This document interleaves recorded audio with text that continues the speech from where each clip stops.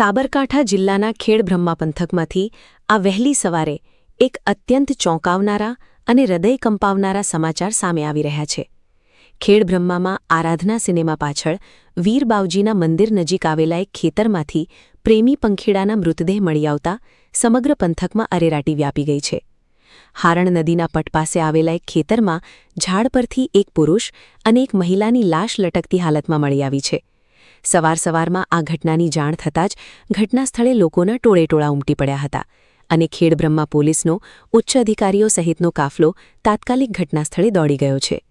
પ્રાપ્ત વિગતો અનુસાર આ ઘટના ખેડબ્રહ્મા નજીક સીમ વિસ્તારમાં આવેલા ખેડૂત શૈલેષભાઈ ડાયાભાઈ ઠાકોરના ખેતરમાં બની છે. રોજની જેમ શૈલેષભાઈનો પરિવાર જ્યારે સવારે ભેંસો લઈને ખેતરે ગયો ત્યારે તેમણે ખેતરમાં લોકોની ભીડ જોઈ અને ઝાડ પર બે અજાણ્યા વ્યક્તિઓના મૃતદેહ લટકતા જોયા હતા.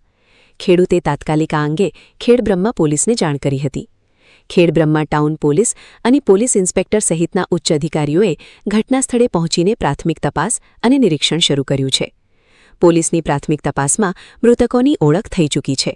મૃતક યુવક દીધિયા ગામનો 28 વર્ષીય મિનેશ ખોખરિયા હોવાનું સામે આવ્યું છે, જ્યારે મૃતક 21 વર્ષીય યુવતી રવિનાબેન ચીખલા ગામની ભાણી હોવાનું ખુલ્યું છે.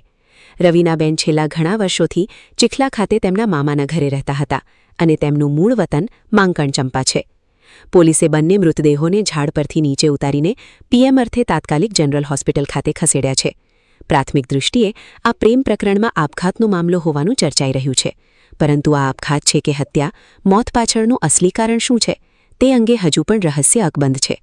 ખેડબ્રહ્મા પોલીસ હાલ આ સમગ્ર મામલે ઝીણવટભરી કાયદેસરની તપાસ ચલાવી રહી છે.